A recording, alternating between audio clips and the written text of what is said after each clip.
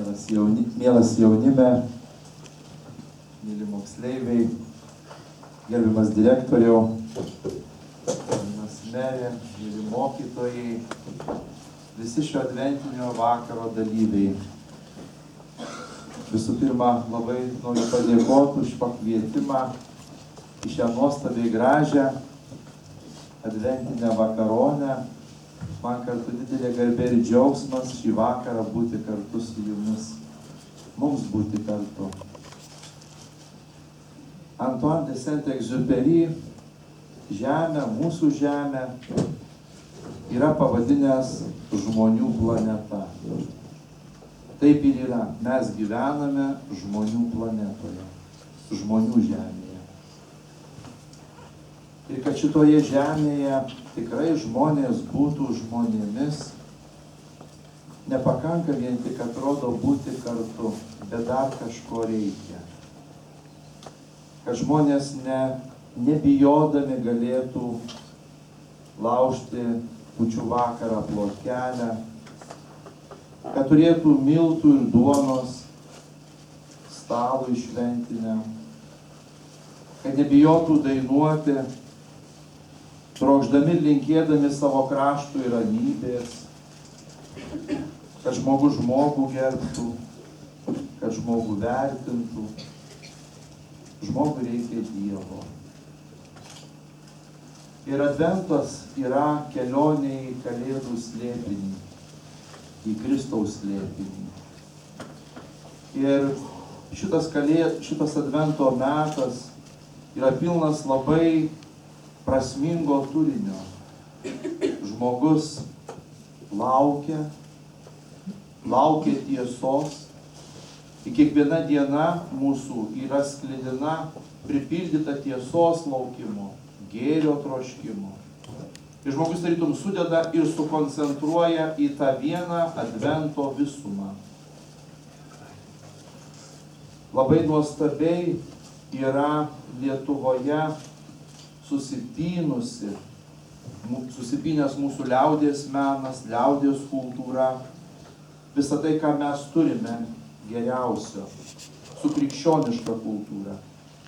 Ir gilus mūsų liaudies meno, mūsų liaudies kultūros ir krikščioniškos kultūros pažinimas gali tvirtinti ir teikti, jog tai yra tarytum pynė, nuostabi juosta nuausta iš kilnumo, atvirumo tiesai, to, kas brangu kiekvienam žmogui. Ta mums labai nuostabiai papasakojo gerbiama Veronika. Ir kada mes sėdame prie kūčių stalo, šalia visų kitų irgi susipynusių labai gražių dalykų, mes laužiame kalėdų plotkelę ir valgome kūčiukus. Tai du būtini atributai kūčių stalui. Ir turbūt mes žinome, bet drįsčiau priminti, iš kur visą tai yra atkeliavę, niekur kitur pasaulyje tokios gražios tradicijos, kaip tik mūsų krašte ir tose žemėse, kurios priklausė LDK, Lietuvos didžiai kunigaikštystai, o vėliau persikėlė ir į abiejų tautų respubliką. Taigi tose žemėse, kurios priklausė Lietuvos didžiai kunigaikštystai ir dabartiniai Lenkijai. Kitur tokių tradicijų, tokių kūčių nėra. Tai siekia labai žila senovė, kada Lietuva pasiekė krikščionybė ir iš rytų ir vakarų. Ir visuotinėje bažnyčioje iki 11 amžiaus žmonės grįždami iš pamaldų parsineždavo į namus pašventintą duoną. Ir ją valgydavo, jie dalindavosi. Vėliau vakaruose šitą tradiciją ėmė nykti. Tačiau kadangi mes esame arti rytų, šita tradicija buvo labai brangi. Ir ta tradicija išliko parsinešti pašventintą duoną kalėdoms, kūčioms.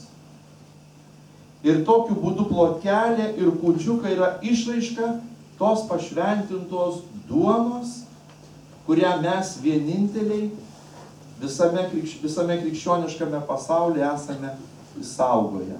Italai švenčia kūčias kitaip, ispanai dar kitaip, prancūzai dar kitaip. Tai rodo, jog žmonės jaučia tą patį, nors ir skirtingų būdų, ir skirtingomis tradicijomis suburia šeimą prie bendro šventino kūčių stalo. Artėjant Kalėdoms noriu nuoširdžiai visus pasveikinti, visus mielus kaišiadoriečius. Man kartu su jumis tai bus pirmos Kalėdos. Tačiau jau eilę metų atgal pažinau jūs, kai kuriuos, ir pirmoji pažintis su kaišiadoriečiais buvo mokytojas Krikščiūnas ir jūsų komanda šauni, kada ne vieną kartą teko matyti per televiziją pasišventusi mokytoją ir jaunus žmonės. Tai labai kviesčiau mielą jaunimą, moksleivius gimnazijos, kadangi kūčių vakarą visi švęsime Jėzaus gimimą, atiduodu jums visą katedrą. Sukurkite tokią gražią šventę ir padovanokite visiems, kurie ateis. Žinau, jog kūčių vakaro mišios yra labai populiarios jaunimui, šeimoms, jaunoms ypač šeimoms. Parenkit programą, kokią norite. Kai kurie labai graži tradicija atnešti kūdikėlį Jėzų ir paguldyti į Betliejų.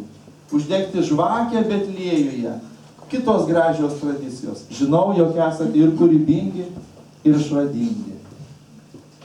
O visiems, brangieji, tikrai linkiu gražių, ramių, prasmingų ir palaimingų Kalėdų švenčių. Tikrai tegul per mūsų gerumą Dievo tikrovė tampa ne teoriniu teiginiu, bet labai gilia asmeninė patirtimi. Baltų Kalėdų, šiltų Kalėdų ir visiems, o ypatingai visai gimnazijos bendruomeniai, tikrai prasmingų naujųjų Viešpaties metų. Ačiū Jums.